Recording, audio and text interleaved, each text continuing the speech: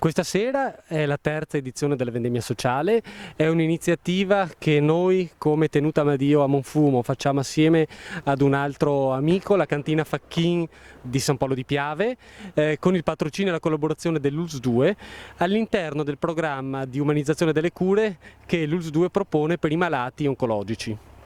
È un'iniziativa che abbiamo sposato 3 anni fa e all'interno della quale cerchiamo di creare un momento di normalità, di convivialità per i pazienti oncologici e per le loro famiglie che loro vivono un lockdown costante. Questa sera ci sarà anche la presentazione di un libro e una dimostrazione di arti marziali. All'interno di questo programma di umanizzazione delle cure per i malati oncologici ci sono queste iniziative che propone l'ULSS 2 per i propri pazienti, che sono il corso di scrittura creativa che ha dato origine ad un libro che si chiama Emozioni scoperte, che questa sera presenteremo assieme alla curatrice, la dottoressa Marta Bellè, e sono presenti questa sera alla Vendemmia Sociale anche buona parte degli autori.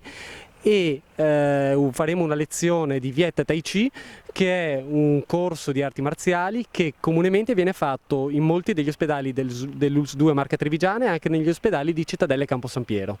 Allora, il Viet Tai Chi è un'arte marziale non vecchissima, nasce grazie all'idea e allo studio e al lavoro fatto dal maestro Fo Wang.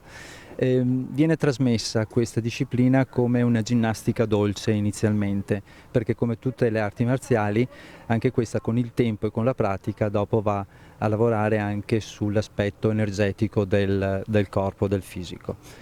Nasce proprio appunto come ginnastica dolce per favorire l'approccio da parte delle persone.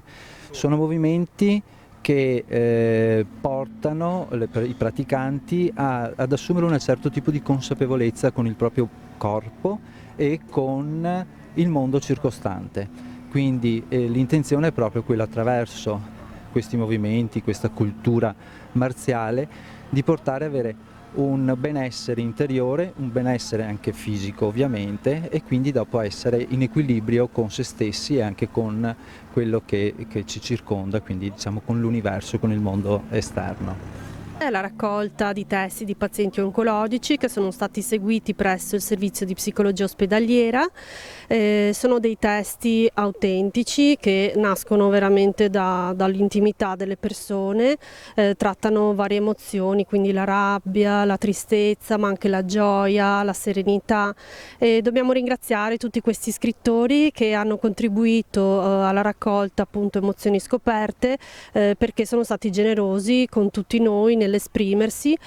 Durante i gruppi c'è stata grande condivisione e la condivisione è la cosa che riesce a sostenere molto i pazienti anche durante il periodo delle terapie oncologiche.